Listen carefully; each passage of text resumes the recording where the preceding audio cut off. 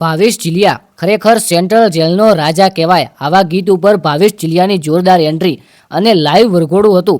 Live વરઘોડાની અંદર તમે public જુઓ અને ભાવેશભાઈ ચિલિયાની તમે ચાહના કેટલી છે એટલી જુઓ. હવે ઘણા લોકો કહેતા હોય છે કે કોણ છે ભાવેશ ચિલિયા અને ભાર્ગવ ચિલિયા, તો ખરેખર આ વિડીયો પૂરેપૂરો જોઈને જજો. ભાવેશ ચિલિયા અને ભાર્ગવ ચિલિયા ગુજરાતની અંદર નહીં પરંતુ વિદેશોની અંદર પણ તેમનું નામ ચાલે છે, દુબઈ જેવા દેશોની અંદર.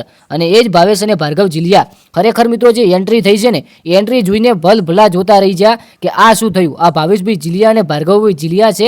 હવે બને છે એમ કે એક લાઈવ વરઘોડું હોય છે અને તેની અંદર તમે જોઈ શકો છો કે ભાવેશભાઈ ચિલિયા અચાનક એન્ટ્રી મારે છે અને પછી મારા ભાઈ તેમને ઘોડી ઉપર પણ બેસાડે છે અને પછી ખરેખર સેન્ટર જેલનો રાજા કહેવાય આ ગીત વગાડ્યું અને ગીત વાગતાની સાથે જ માહોલ જે હતો ને એ માહોલ એકદમ ગરમ થઈ ગયો. તો તમને બધાને ખબર હશે કે ચિલિયા ગામની અંદર એક ઘટના બની હતી કે ભાર્ગવભાઈ ચિલિયા અને ભાવેશભાઈ ચિલિયાનું એક ફાર્મ હાઉસ હતું સ્ટેટ ઓફ રામાધાણી કરીને.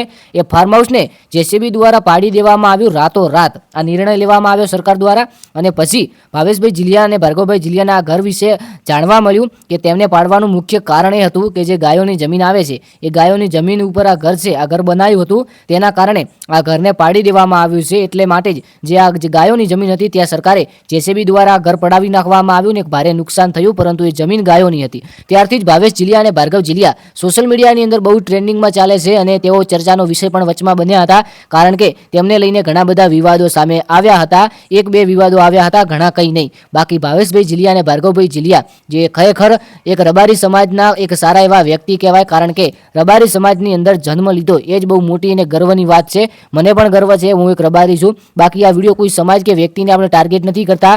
ખરેખર જે એન્ટ્રી થઈ છે એ એન્ટ્રી જોઈ અને લોકો જોતા રહી ગયા કે વાહ ભાઈ વાહ, આપણે પણ જિંદગીની અંદર કંઈક કરવું છે. આ વિડીયોથી મોટિવેશન મળશે, આપણી પણ એન્ટ્રી પડવી જોઈએ. જો બીજા લોકોની પડે છે તો આપણી કેમ નહીં? તો આના દ્વારા તમને એક બહુ મોટું મોટિવેશન મળશે કે ખરેખર આ બંને ભાઈઓ આટલા આગળ છે, આટલી લોકચાહના છે. અને બંને વાતની નહીં, ઘણી બધી સમાજની અંદર આ પોતપોતાના સમાજની અંદર ઘણા બધા કલાકારો વાયરલ હોય છે જે ખરેખર બીજા દેશોની અંદર પ્રોગ્રામ કરે છે. તો તેવા આપણે પણ મહેનત કરીએ તેના જોડે તો આપણે પણ જરૂરથી સફળતા પ્રાપ્ત કરીએ છીએ. તો ખાસ કરીને આ વિડીયો મોટિવેશન માટે કેવો લાગ્યો કોમેન્ટની અંદર જણાવજો.